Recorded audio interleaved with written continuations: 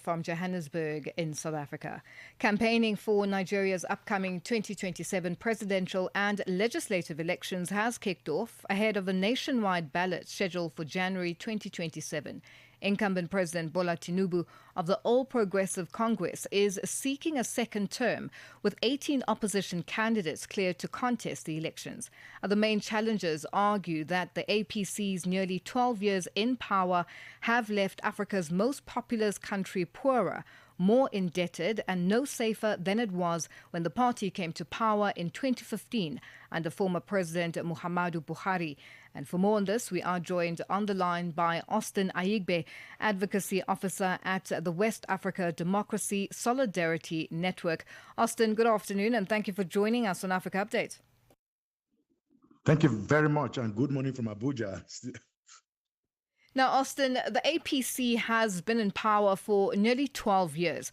To what extent will voters judge Tinubu on the record of the entire party rather than only his 3 years in office? And how likely is he to get a second term? And also just considering his age. Okay, thank you very much again. And so let me begin by saying that for nearly 12 years, with a new party who came on board in 2015 election, like you said in your prologue, Nigerians will be holding the ruling party to account beginning from 2015. Even though the president now is just about 4 years in office, he has also said that we should hold him accountable for the events of the last 8 years before his coming. That he is former President Muhammadu Buhari and former President Buhari is him. So meaning that whatever the party has done in the last 12 years or close to 12 years is the responsibility of the party upon which he was a founding member.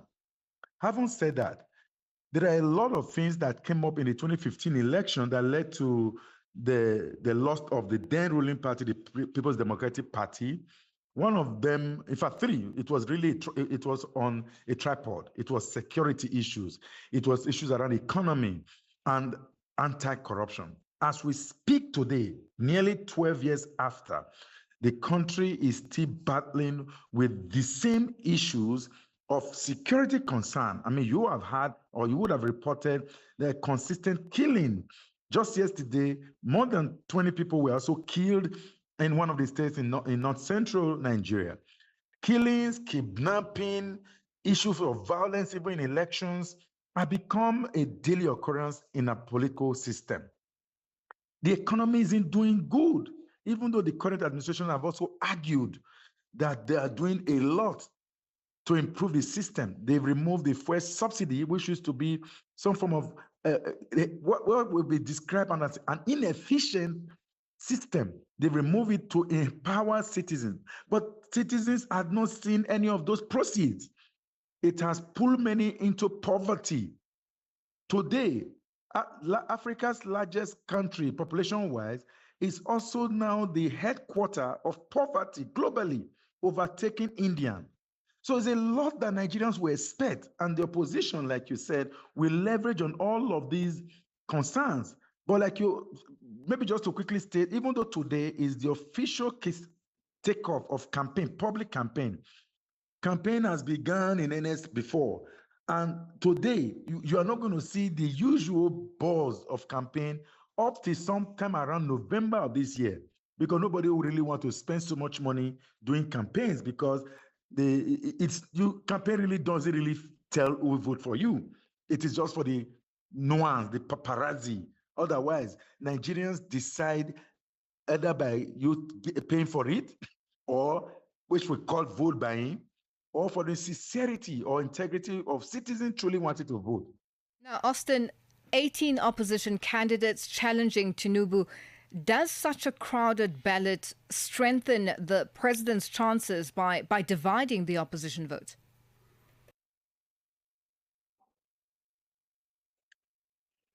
Hello, sorry, I missed you a bit. Hello? I just wanted to find out from you, Austin, with 18 opposition candidates that are challenging Tinubu, does such a crowded ballot strengthen the president's chances by dividing the opposition vote? So those numbers will divide the opposition vote. The same number will also divide his own vote.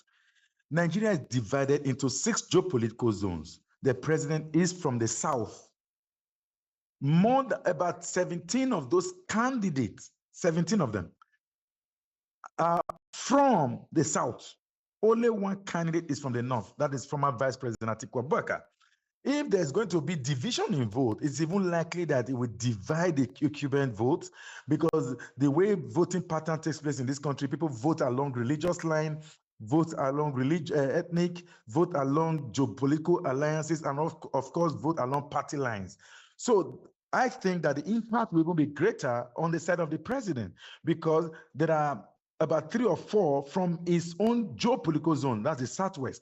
There are also some from southeast, where Peter Obi came from, and some part largely on this side, which is the south-south. So what I'm saying is, even though there have been arguments of opposition coming together to truly embark on one struggle, it is always not a certainty, because in the 2015 election, there were about 18 people on the ballot, and the ruling party, the incumbent president, lost the election.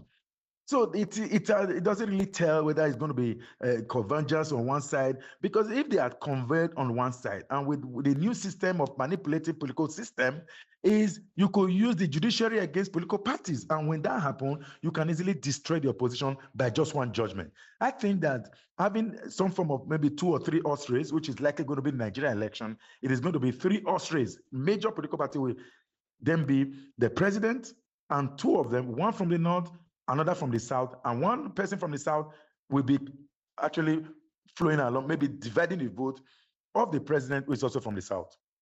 Well, Austin, we have run out of time and are going to leave it there for today. Thank you for joining us on Africa Update. Thank you very much. I appreciate it. Bye-bye. That's Austin Aigbe, Advocacy Officer at the West Africa Democracy Solidarity Network, joining us on the line. This Women's Month, we're